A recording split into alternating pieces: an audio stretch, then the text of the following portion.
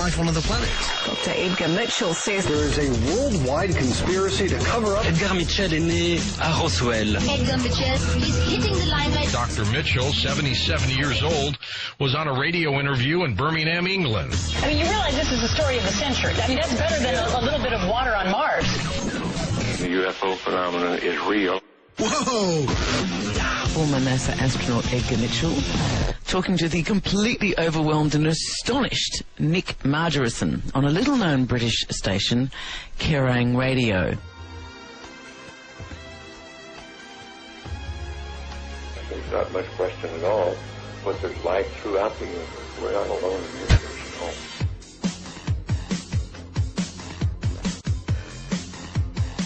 all. It is a real phenomenon. Astronaut Dr. Edgar Mitchell was on a radio show over in England, and he says that for 6 decades the government's been covering up the fact that aliens do exist. Petit homme vert. Et pour cause, les extraterrestres ne sont plus sur la Lune, mais ici, sur Terre, et depuis longtemps. A group of space enthusiasts are pushing President Obama to release government documents on possible close encounters with aliens and UFOs. Jim Acosta has the story. To believers in UFOs, the truth isn't out there, it's in there. So they're calling on President Obama to end what they insist is a government cover-up of the existence of extraterrestrials. Will you release these records? Will you release all documents? Documents they claim exist and prove there is life in outer space. President Obama is awfully busy these days. I know he is. You think he has time for this? Well, I would say the fact that we are not alone in the universe is one of the more important aspects of our time. Former Apollo astronaut Edgar Mitchell, the 6th man to walk on the moon, told the National Press Club he's convinced. But there isn't convincing proof that's going to convince the entire world at this point. That is correct. That is what As for John Podesta, he's still sticking to his belief that the government knows more than it's telling about UFOs. He released a statement saying the government should open the files and the American people can handle the truth. For years, the U.S. government has had a standing policy. It would neither confirm nor deny the existence of UFOs. Their non-cooperation has been interpreted by many ufologists as evidence of a government conspiracy to cover up UFO sightings. Now, Sightings has uncovered information that provides another explanation for their silence. Many UFO sightings may actually be top-secret military aircraft the government doesn't want you to know about. When I first saw the UFO, it was directly overhead, moving incredibly slowly. The shape of it was half a triangle. And all of a sudden, over at the hill, this enormous pattern of lights emerges. I was just in awe of what I'd seen because I didn't know what it was and I'd never seen anything like it. Holy cow! There's no question that there have been sightings by military devices in space. And that gets us right to the UFO question. Are we dealing with a cosmic Watergate? Which I maintain that we are. What the hell was that? I don't know. It was neat. It was like leaving stuff behind it, wasn't it? For the past 25 years, the United States government, especially the Air Force, has been telling us these things don't exist. I feel that there's been so much controversy about cover-ups and UFO phenomena and everything that goes on, and I think that someone needs to point out that a lot of it is just hogwash. If anybody says the United States government is not withholding information about flying saucers, simply isn't telling the truth, or they're totally ignorant one way or the other. Our most recent investigation has concentrated on a series of sightings in the western United States. Sightings has learned that many UFOs spotted in California and Nevada may actually be highly classified military experiments called black projects. Sources familiar with these black projects, many of whom wish to remain anonymous, have told us that the military is now experimenting with aerospace technology beyond our wildest dreams. The objects we're talking about are zipping around and doing hard angled turns, acute angled turns. In order to do that, it must be controlling gravity. And therefore, what you're talking about is a spacecraft, not an aircraft. I think you have to be careful not to confuse what's mysterious with what is virtually supernatural. Certainly some of these things are going to look very strange. They're very unlike aircraft with which people are familiar. Well, certainly the history of the flying saucer phenomena suggests that in the past, classified programs resulted in a lot of reports of flying saucers. And if you see all of the instances where conventional aircraft have been misinterpreted as flying saucers, it's quite easy to understand how unconventional aircraft could receive a similar misinterpretation. In the Nevada desert, we have things that would make George Lucas envious. We have things out there that are literally out of this world. Most aeronautical black projects reportedly operate out of this test site located at Groom Lake in Nevada. This installation is also known as Area 51, or Dreamland. The government denies the very existence of Area 51, but these photographs do prove there is an installation at Groom Lake. They have a hangar near the south end of the ramp that appears to have doors that are almost 200 feet tall, 400 feet wide. You can put anything in there. One of the problems associated with Groom Lake is the fact that it is a place that does not officially exist. This federal official insisted on hiding his identity. Area 51 is the most tightly secured installation in this country. It's guarded both over the air and on the ground by elite Air Force security police and Department of Energy special response teams. They're heavily armed, and their total mission is to keep people off of this installation. It's an ideal place for top secret, highly classified military projects, to refine them, to take them to the next level. This is the place. You have deep, deep desert valleys, high mountain ranges to camouflage and mask these things when they fly. The military is the top dog here in Nevada, no doubt about it. They run the show. If someone came to me and said there's just absolutely nothing that secret, and they decided they were going to hike into Area 51, I think that could be the biggest and perhaps the last mistake they are going to make in their life. Are these people still locked into a Cold War mentality? Is that the point here? Or are they really hiding something that's totally alien? Is this otherworldly technology that's being applied to Air Force black projects? One of the most recent black projects to be leaked to the media has been dubbed Aurora. The few facts revealed so far about Aurora's speed and maneuverability are tantalizing. Rumors about Aurora first started after thousands of people in Southern California reported feeling earthquakes. Seismologists found that the tremors were not earthquakes, but were caused by sonic booms. The booms were the first hard evidence that high-speed, unidentified aircraft were operating over the western United States. We really can't tell what's moving. The only thing we see is a sonic boom, and that's telling us that something is moving faster than the speed of sound. So actually, we can't even tell it's an airplane. The sonic booms were tracked and found to be heading toward Nevada. At the same time, witnesses described an increasing number of UFOs that defied the laws of aerodynamics. If they are top-secret military aircraft, where is this new technology coming from? The technology is incredible. A Mach 6 airplane, unmanned aerial vehicle performing these incredibly banked, high-speed turns. It boggles the mind. Yeah, I think it could possibly be something otherworldly or at least borrowed alien technology. I don't put that beyond the realm. Top-secret testing of experimental aircraft does provide a compelling explanation for many UFO sightings. But what about sightings which occur in remote areas far from military bases, or sightings in which eyewitnesses claim personal contact? Further investigation is needed to provide a more complete answer to the UFO question. The most controversial subject we investigate on sightings is alien abduction. More and more seemingly credible people are coming forward, claiming that they've been abducted, probed, and manipulated by aliens. And now there's a new pattern developing. Supposed abductees are returning from their experiences with a cautionary message for us all. There's a new, frightening chapter in the abduction story.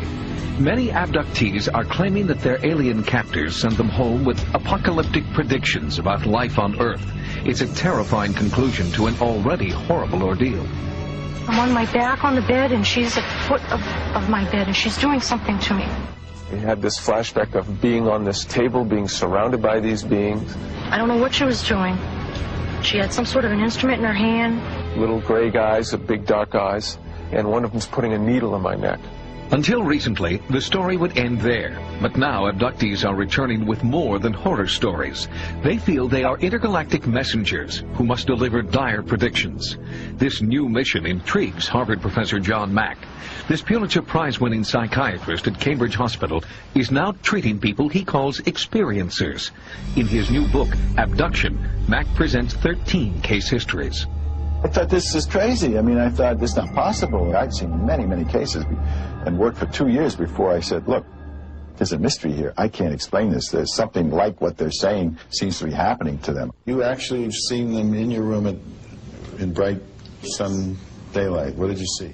Currently working with over 100 patients, Dr. Mack's clinical approach gives abductees a chance to talk openly about their experiences.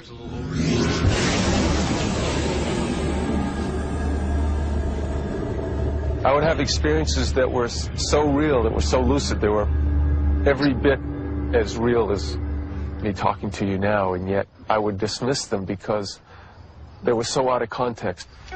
Joe is a successful businessman from Massachusetts who's had abduction memories since early childhood. He kept these experiences to himself until hearing about Dr. Mack's study. His abduction history is outlined in Mack's book. It's a detailed chronicle of otherworldly control and painful medical experimentation.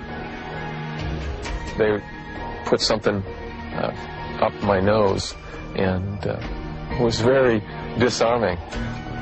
And yet there's that sense of almost a split self, because there's a part of me that's terrified and doesn't understand, and yet there's this other part of me that they've already explained the procedure to and why. Over time, Joe's abduction experiences have changed.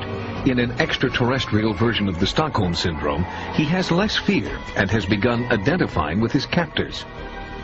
Once they begin to come to terms with their terror of the trauma, the experience tends to transform. They feel they're somehow connected with these beings, and they experience the beings themselves as closer to the source, which is a term they use very often, or home. It was the most profound experience of my life. But that kind of profound transformation does not happen in every case.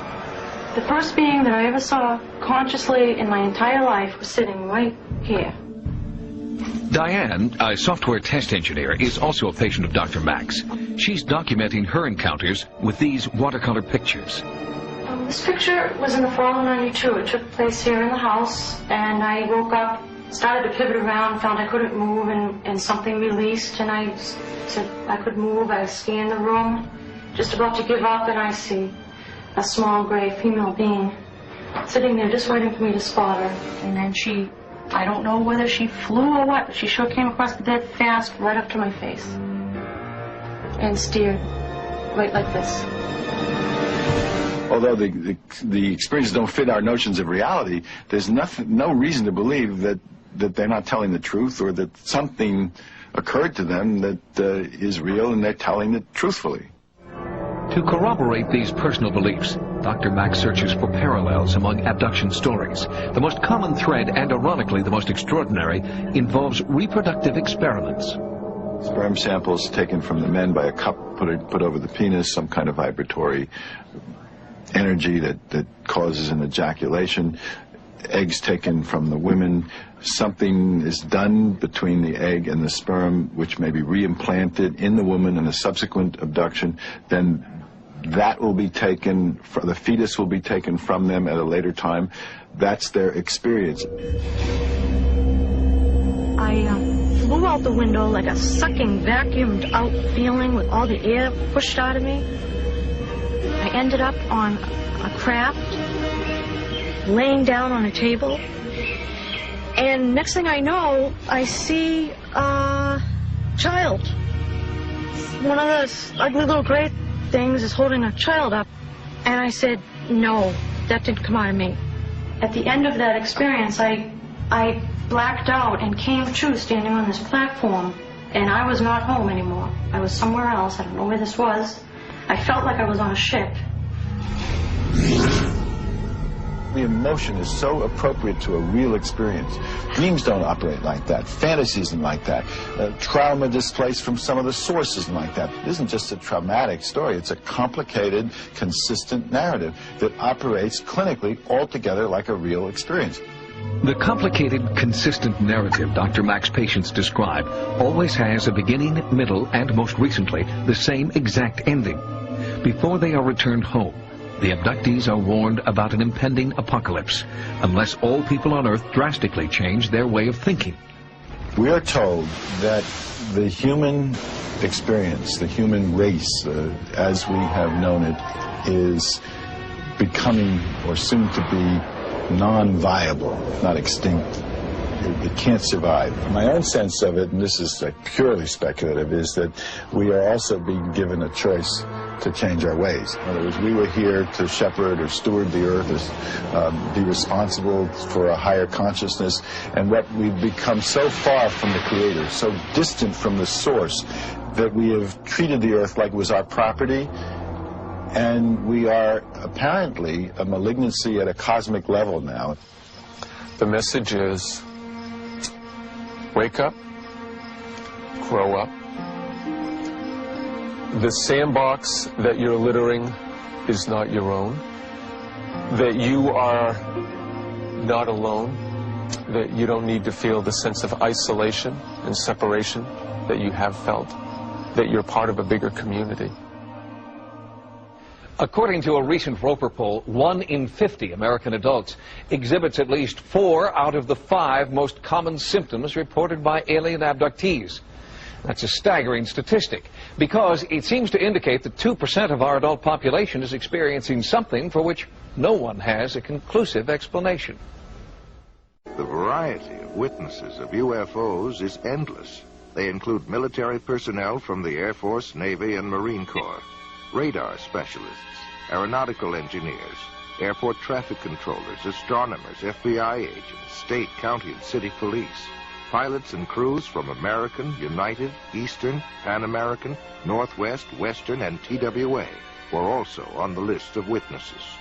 Millions in the United Kingdom, France, Australia, South America, Mexico, and other nations around the world have seen UFOs. For 18 years, the late Dr. J. Allen Hynek headed up the Air Force investigation into UFOs, called Project Blue Book, and was acknowledged to be the world's foremost authority on UFOs. After amassing a computer bank of over 63,000 sightings, he states, "The UFO phenomenon is truly a phenomenon of our times. It is an extremely puzzling one and calls forth a wide spectrum of opinions. No matter what one may think about UFOs, no matter what one may believe about them, whether it is all nonsense or whether they represent something very, very real, 3 facts stand out, 3 facts which no one can deny. The first is that UFO reports exist.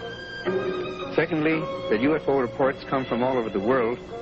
And the third is that many are made by highly responsible people, often scientifically trained.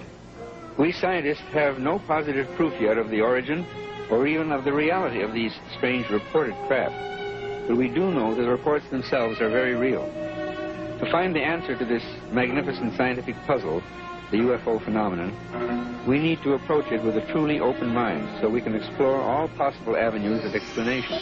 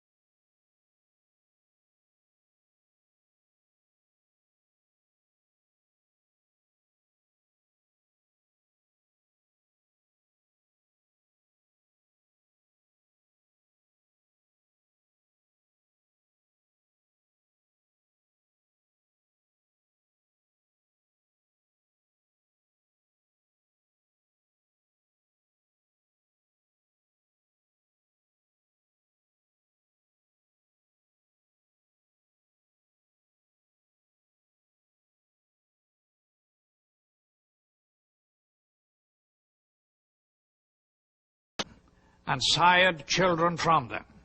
For the past 1,500 years, most scholars, including evangelical scholars,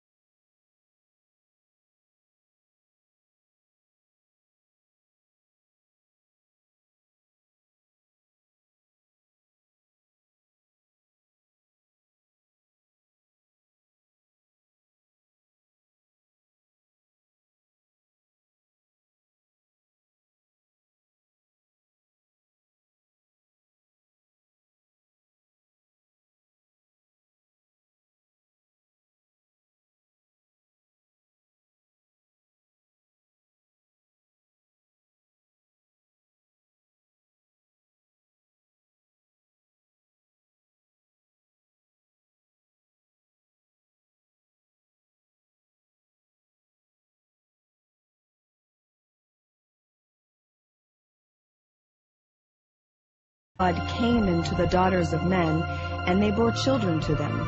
Those were the mighty men who were of old, men of renown. Genesis 6:3 and 4. The word Nephilim comes from the Hebrew verb nephal, the fallen ones.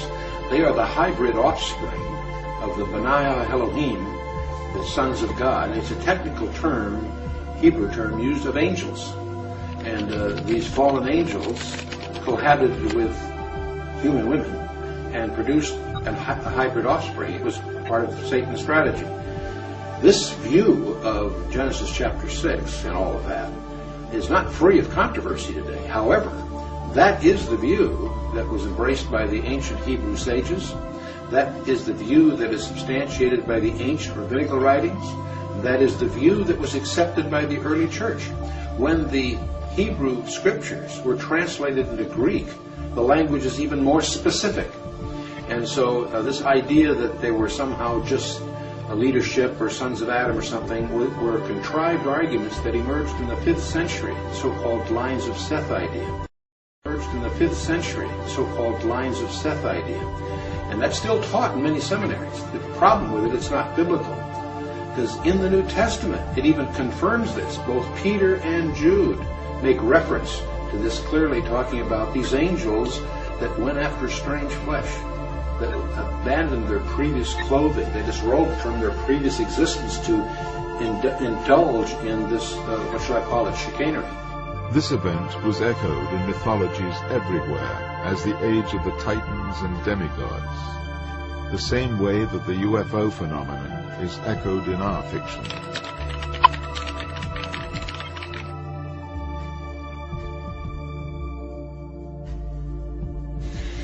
When we study the passage in Genesis 6, we'll notice that one of the distinctives of Noah was that his genealogy was unblemished. And the Hebrew word there is tamim, which is used of physical defects. In other words, one of the reasons that Noah was picked, probably many, but one was that one of his distinctives was that his genealogy wasn't contaminated by these goings-on. It would appear that the strategy of Satan was to introduce this as a means of corrupting the human line to preclude God's plan of redemption through the Messiah, which had to be a kinsman of Adam.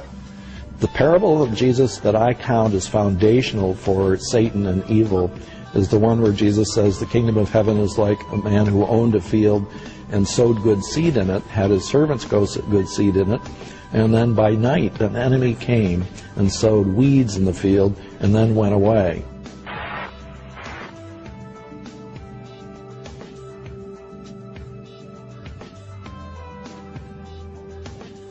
Well, the Nephilim in the book of Genesis, of course, are the hybrid offspring of these strange interludes between the fallen angels and the daughters of man, of Adam. And so they're hybrids. And they are very prominent in the early chapters of Genesis, but they're also, the scripture says, occurred after that to some extent. Right. But they're hybrids.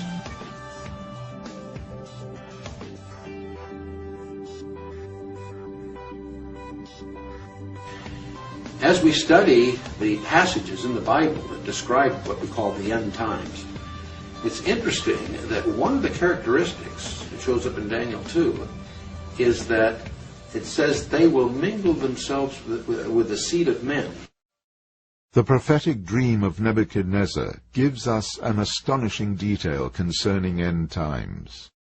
Scripture indicates that the last government of earth will be a hybrid government, iron mixed with clay. And where you saw iron mixed with miry clay, they shall mingle themselves with the seed of men, but they shall not adhere to one another, even as iron is not mixed with clay. Daniel 2:43. Now, in order for them to mingle with the seed of men, the they have to be something other than the seed of men. So it's just a hint, but it's a profound hint that somehow in the end times there's going to be again some kind of commingling, some kind of intrusion into the genetic DNA makeup of people that's going to be a contaminant that will be part of the end times. And that's why there's so much scholastic interest in this UFO business, in the abduction narratives and reports, and we may very well be being plunged into a period of time, a about which the Bible says more than it does about any other period of time in history, including the time of the Gospels when Jesus walked the shores of Galilee. When people are abducted, as part of the procedures, they will sometimes be taken into a room and they will see containers. And in each container there's liquid, and in the middle of the liquid there's a tiny fetus floating. Later they'll be shown babies. Small, odd-looking babies, as they will report. Their babies don't look right. Physically they're phlegmatic, they look like they're sick, they're not bouncing babies that are grasping and gurgling, they're silent. They almost look like they're half dead. They also have unusual features. People say they look like they're sort of half human, half alien. They're odd looking, yet they look sort of human. My colleague Bud Hopkins says that they called them hybrids originally, and that's a name that's stuck. They then will have to hold the baby, have some sort of physical contact with the baby, put their hand on the baby's stomach, hold the baby close to their skin. There must be skin-on-skin contact. Oftentimes, when the baby's a little bit older, they're required to feed the baby. Sometimes they'll be brought into a room, this is now men and women, where there will be what looks like 2-year-olds, 3-year-olds, 1.5-year-olds walking around. And they're required to play with them, have contact with them, and we see these toddlers when they're 4 years old, 5, 7 years old, 9 years old. They're already children, young children at that point. People describe them as adolescents. They describe them as young adults. They describe them as adults. And they don't describe them as older adults so much. By the time we see them as adolescents, we see them involved with the abduction phenomenon.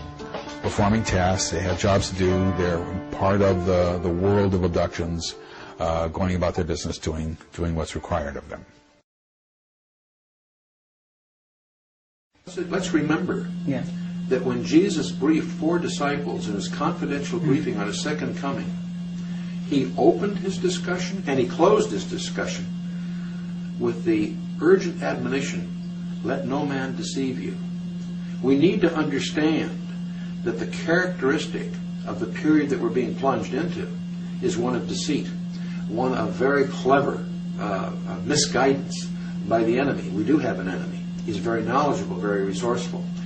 And we are moving into open spiritual warfare. We're used to conflicts in countries about politics, different views. Today, there's a fundamental war going on in worldviews. Sometimes abductees will be brought into a room and their attention will be directed at a screen-like device. And the person will hear a voice in their mind saying, can you tell the difference between us and you? Now, depending on who the person is, they will say, what do you mean the difference between us and you? Everybody is the same. And they'll hear in their head, see, isn't that wonderful? Isn't that beautiful? Pretty soon in the future, we will all be together. You won't be able to tell the difference, and it will be wonderful. Some will be able to tell the difference. Some will say, well, yes, this one here looks like you, and this one here looks like us. At that point, they will say, well, you know, there will be a difference, but we will all be together, and you're one of the lucky ones. You can tell the difference. Most people won't be able to. The key fact here is that they're all saying, in the future, we'll all be together.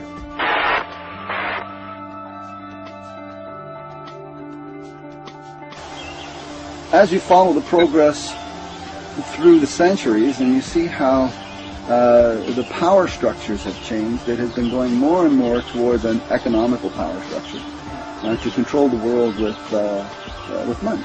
And that seems to be where it's going. More and more we're looking towards a world bank, a one world system, one world currency. I mean, already Europe has joined its currency together.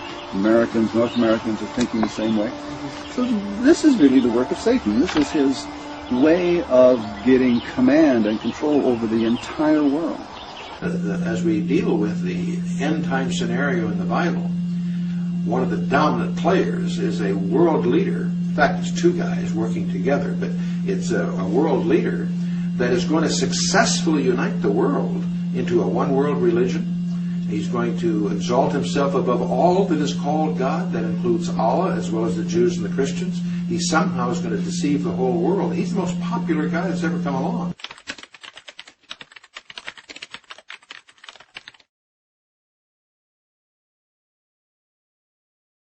There are experts that have studied the Scripture that believe that he could very well have an alien connection or even be one himself.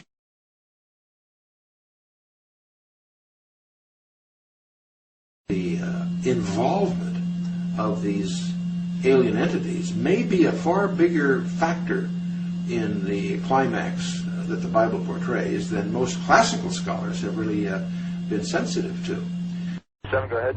Yes, sir. I don't know what it was, but it just overflew like a couple of 100 feet above us. And it's like I don't know if it was a rocket or whatever, but incredibly fast, opposite direction.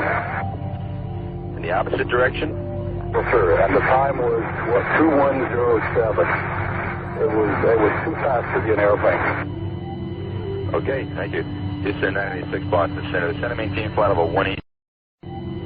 Okay, thank you. Houston 986 Boston Center. Center maintain flight level 180. Down to 180, yes, sir. 986. Houston 986. You see anything like a missile in your area, perhaps off to your right? Take a good look, but I don't think if it's going that fast, I probably won't get a chance. We just saw Swift there go by a little bit. We found a phenomenon that is global, that is random, that is intergenerational, that happens in great frequency, something we never expected to see, that is goal-directed, that is done clandestinely, secretly, and that has as its goal ultimately an integration into the society on their terms, not on our terms.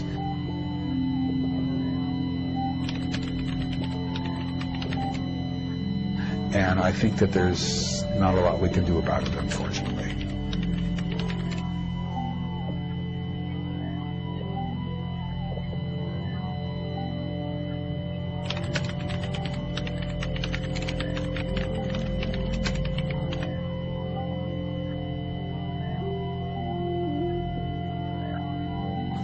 You know, it's interesting that in the book of Genesis, the very first prediction of Jesus Christ is when God declares war on Satan, Genesis chapter 3, and he speaks that the ultimate redemption of man will come from the seed of a woman. And there's even a hint of the virgin birth. But that phrase is actually a contradiction in biology as well as grammar, but that's the term used. But most people overlook in that very verse, he also speaks of the seed of the serpent. And so it's clear that Satan has a role in this final climax that we're all heading to.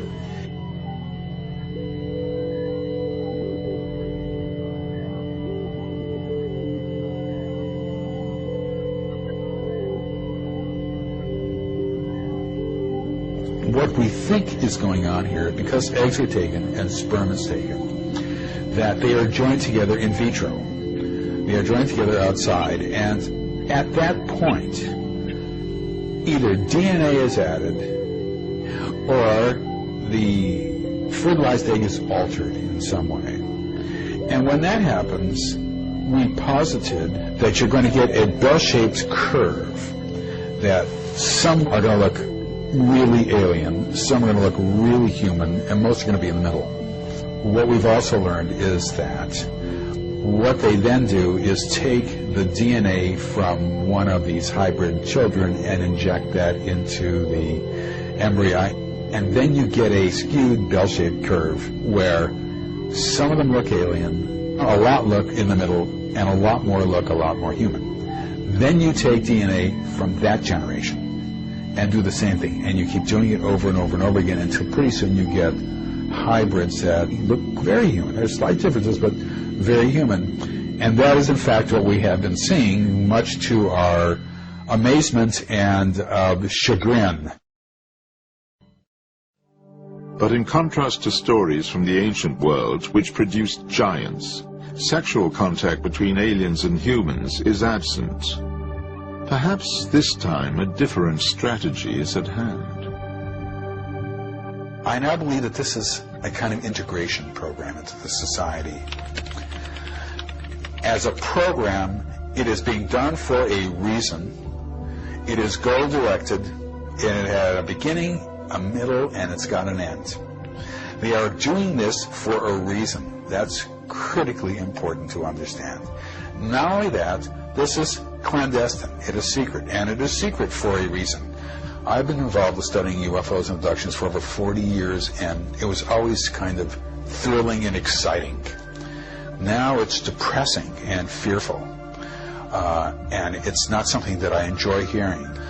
As an academic, you're required to examine that data to see whether it's true or not, and if it is true, to go where the evidence leads you, even though you might kick and scream while en route, and I have kicked and screamed en route.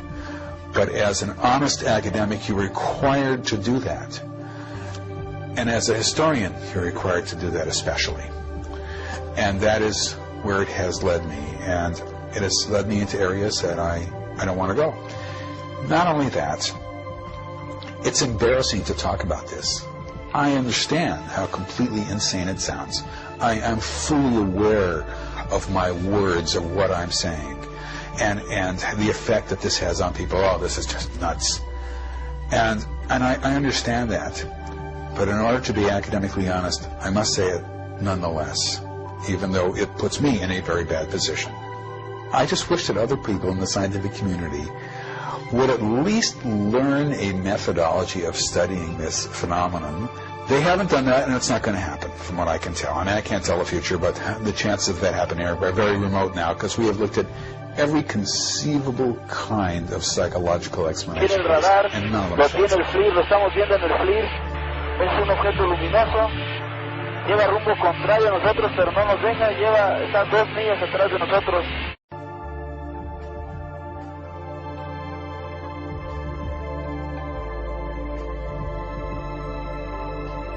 I am waiting for the coming of Christ. I believe he is coming in ships, right? And that he will come and collect us. For the Lord himself will descend from heaven with a shout, with the voice of the archangel, and with the trumpet of God, and the dead in Christ will rise first. Then we who are alive and remain will be caught up with them in the clouds to meet the Lord in the air. And so we shall always be with the Lord. Therefore comfort one another with these words. 1 Thessalonians 4:16 and 17. This prophesied collecting event could be understood as a mass abduction. Satan and his chosen hybrid may villainize the coming Messiah and deceive the world they rule by misrepresenting him. Concerning the world leader, Scripture states,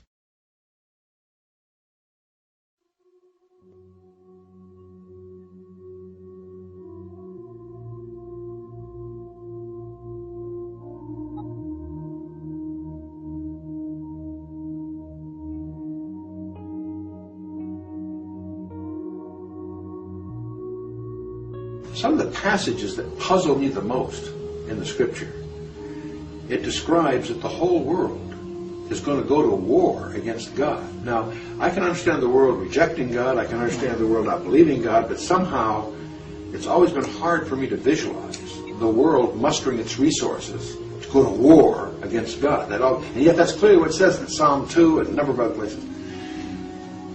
But you know, suddenly I can begin to understand how this might happen, because there are many people that believe that there are already aliens among us conspiring with the government, whatever, and they visualize these as being the good guys. They're here to help us. They're here to give us advanced technology. There are people that really have this kind of attitude.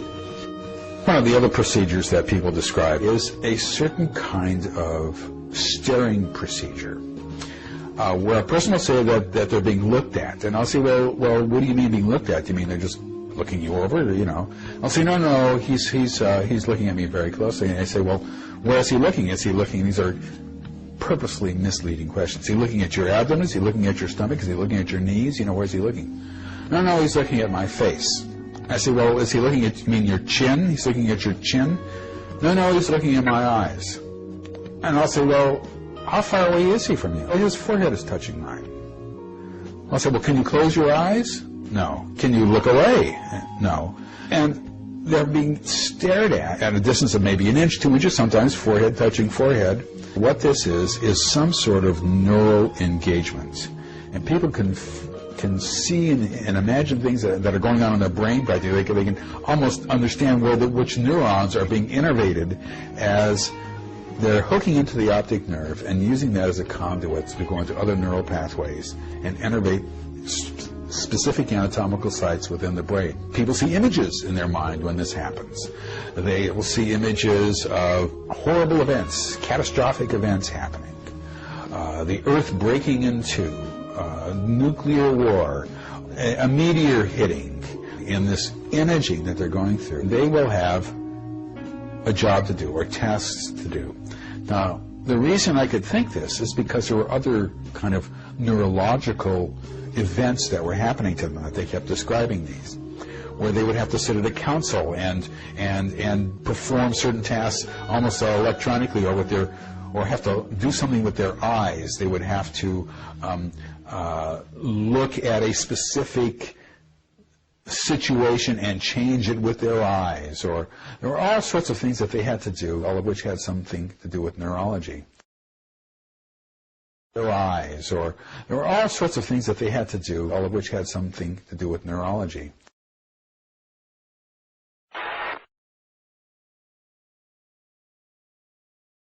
I could begin to see a scenario which we sometimes call good cop, bad cop kind of thing, where Satan's emissaries pose to be our friends to help prepare us for the bad guys who are coming. And I can visualize the whole world being deceived in taking up arms against God, thinking that they're being led by their friends who are actually Satan's emissaries.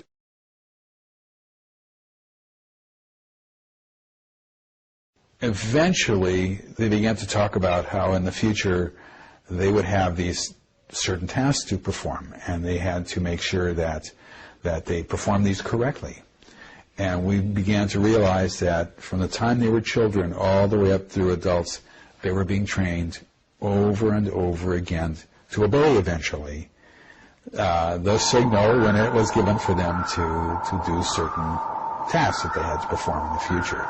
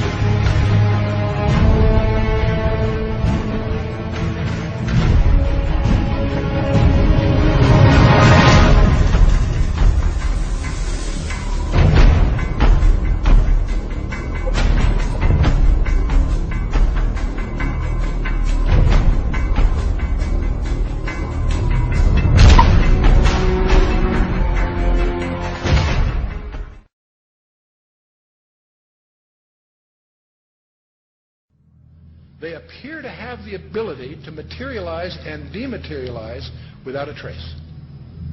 One of the great mysteries of the UFOs isn't seeing them, is trying to figure out where are they when you don't see them.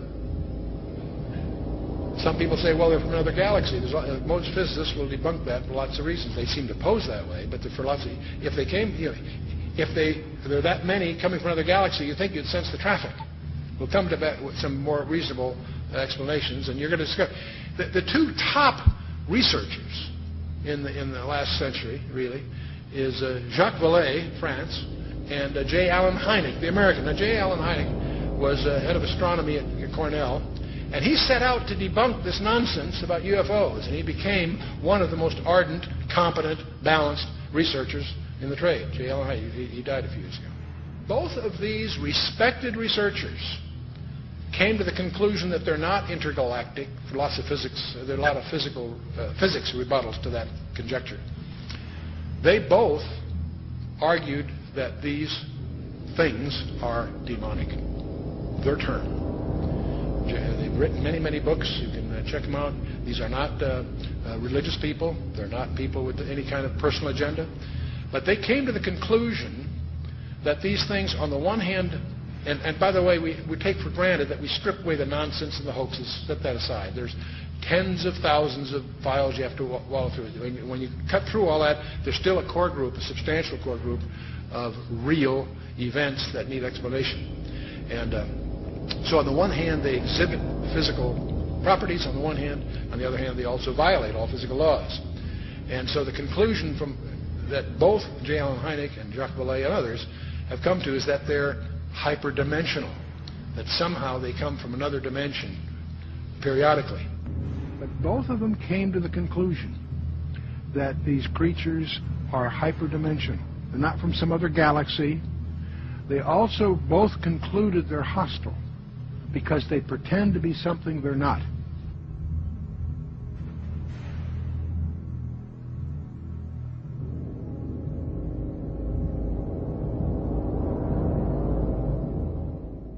That you consider the UFO phenomenon an extra-dimensional or supernatural event as opposed to an extraterrestrial event.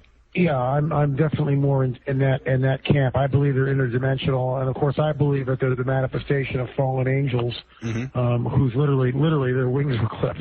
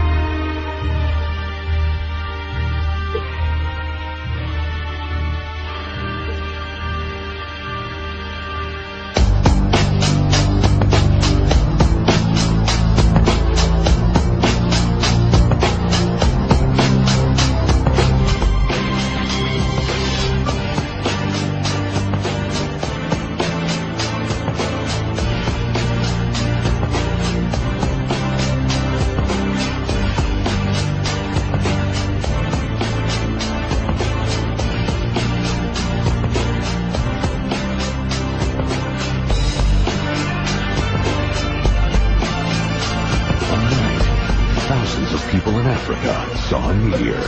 And then a door opened, and this little man got out and had on a black suit. 62 children came into contact with what they say were alien creatures. But it was the eyes that was frightening. But they believed the aliens had an ominous message. I think it's about something different happened. I thought was maybe the war is going to end. To know that we're actually making harm on this world. I don't know, but just popped up in my head. Just that the face with the eyes. They looked horrible.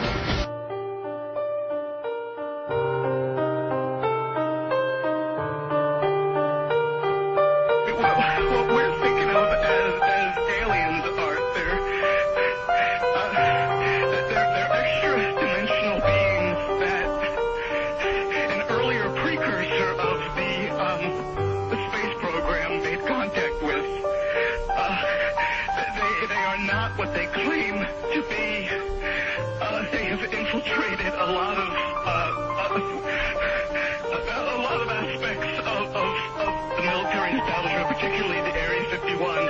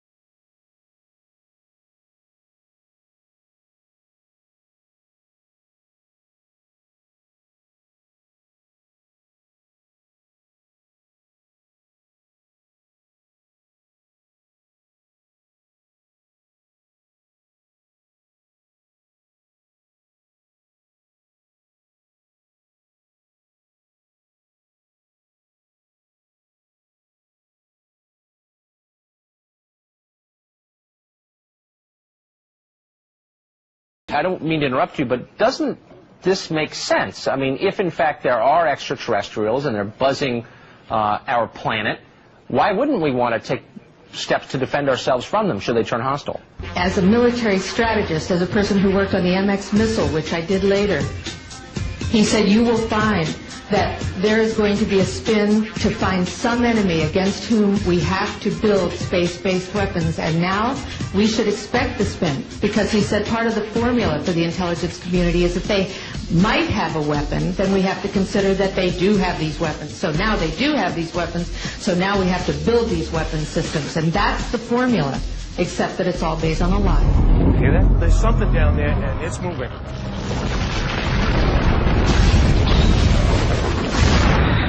7 should be. We've reconstructed another training routine from the notes Ali made immediately afterwards. She had to stare fixedly into someone's eyes for over an hour. She even found herself hallucinating. The staring routines were supposed to make you feel comfortable being with other people, just looking at them. The more you looked at someone, sometimes they changed shape.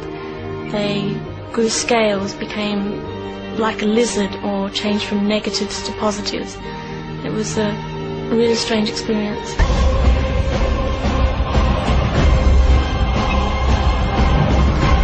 Maybe we could share one.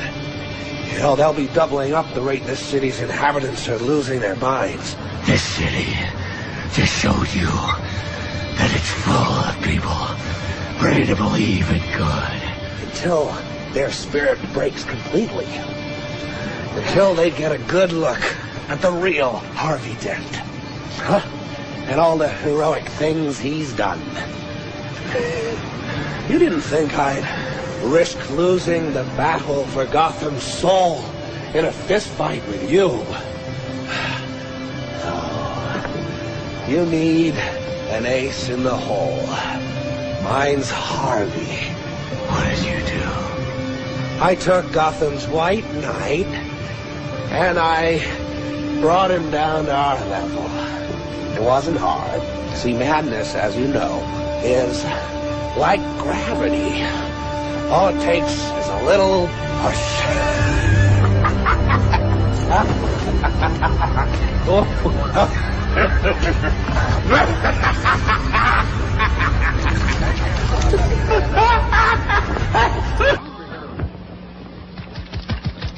All hail President Kane!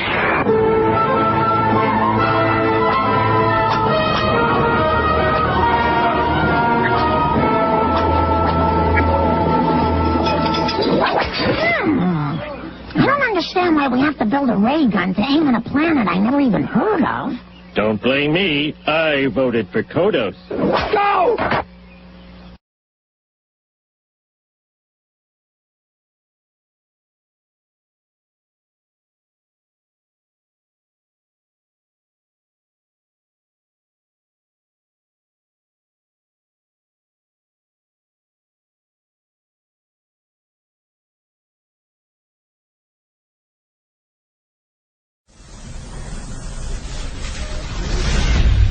Robotic human surrogates combine the durability of a machine with the grace and beauty of the human body. With most people living their lives through their surrogate selves, our world has become a safer place. Take a seat in your STEM chair, and just with the power of your mind, you can control your surrogate and send it out into the real world. You can live your life without limitations. You see what they see, feel what they feel, and become anyone you want to be from the comfort and safety of your own home.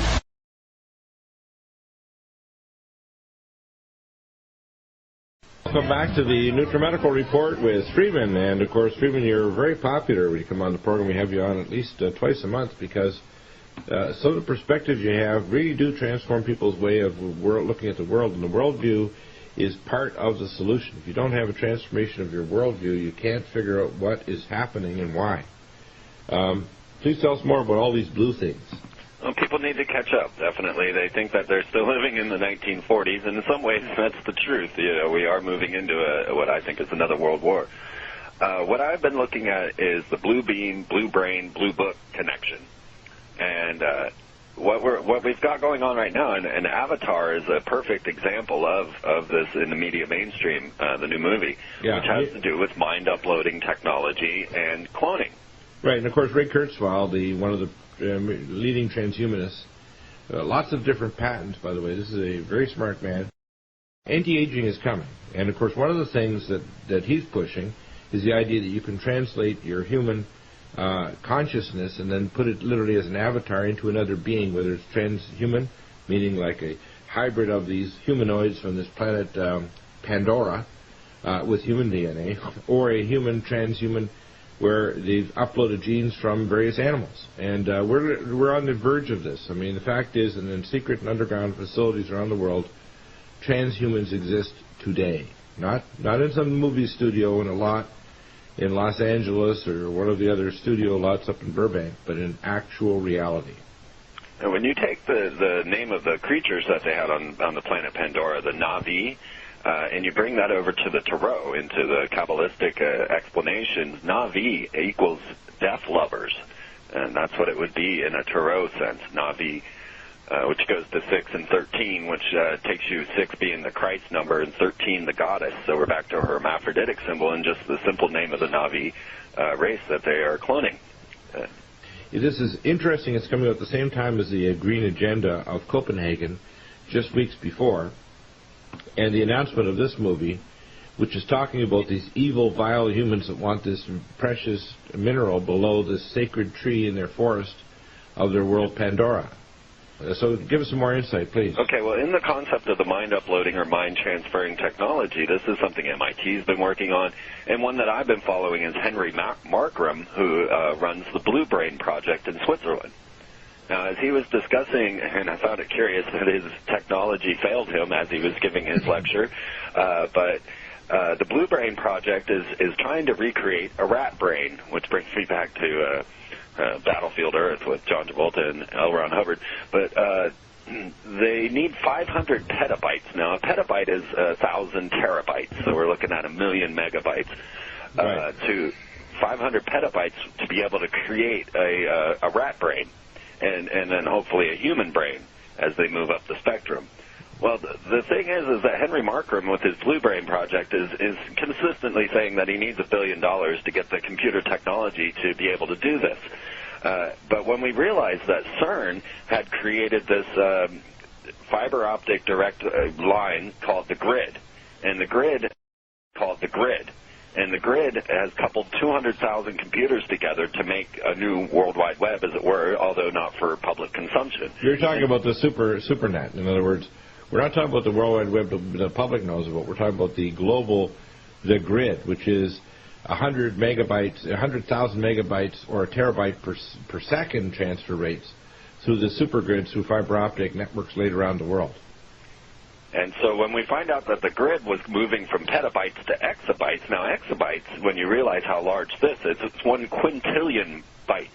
And so basically all the printed material in the world would only take up 5 exabytes, or 5 billion gigabytes.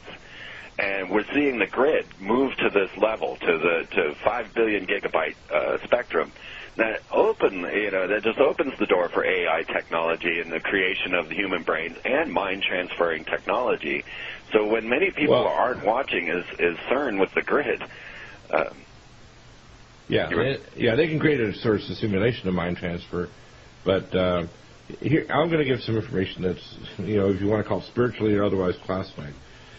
And you mentioned this before the show. The Vatican has agreed to the idea with CERN to look for what's called the astral or the spirit particle. This is beyond the Higgs boson, which is the God particle.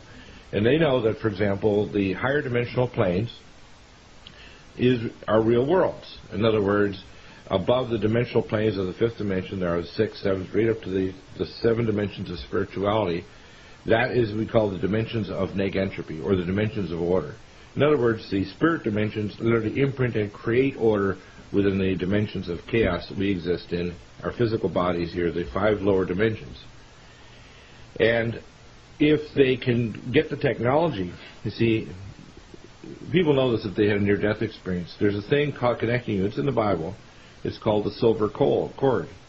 And in fact, what you notice is if you die and go down the tunnel of light, there's a silver cord that looks like a neon cord. It's actually made from these astral particles that actually connects your physical body through the pineal gland and the basal nuclei directly to your spirit body, which is your mind or soul. This is reality. This is the way you are made, okay? And what they need to do is literally unplug it like a USB cord and plug it into something else. And that's what they're talking about, right? They're not just talking about making a simulated you by transferring your behaviors and your past information or knowledge into another creature. Because that's almost like the idea of beaming you. But in order to beam you, they have to completely consume or destroy you and just recreate a simulation of you in another place. What they want to do is actually transfer the consciousness of the soul from one avatar or body, whether it's genetically engineered or hybridized, to another body, and therefore you will literally, have endless life.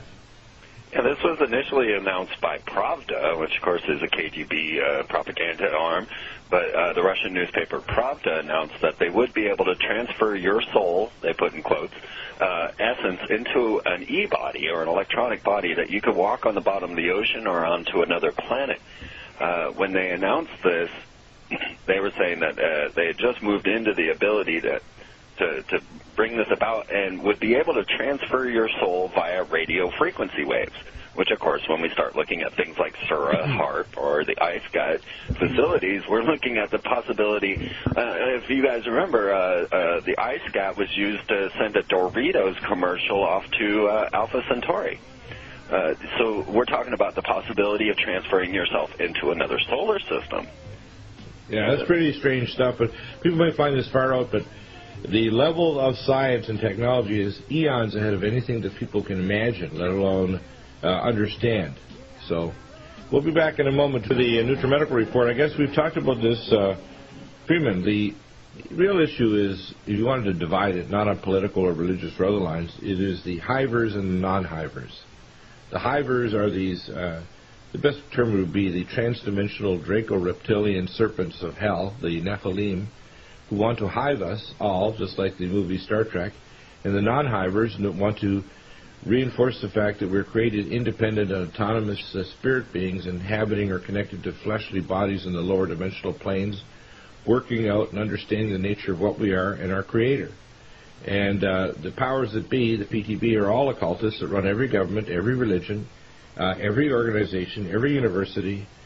Basically, the entire control matrix of even all education is run by these hivers, these beings that have invaded, in a sense, our world, just exactly like the Bible says, that they've come down to us, and woe to earth, and you see, for the devil and his minions have come down.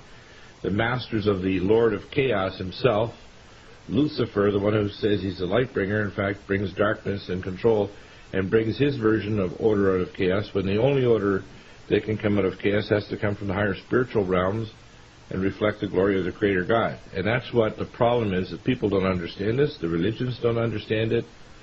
They don't understand that our technology is getting to the point where Ray Kurzweil's idea of simulated transfer of human consciousness, of creating artificial cybernetic minds, of transhumanism, is very real. It's not just an Avatar movie that's an interesting 4D flick there on your big IMAX theater screens.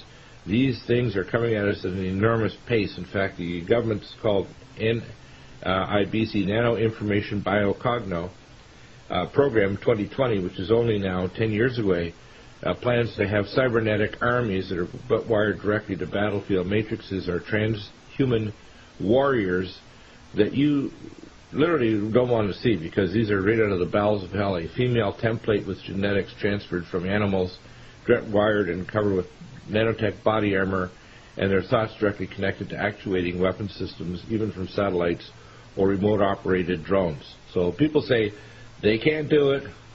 Well, let's put it this way. Just wait, and you're going to find out the hard way.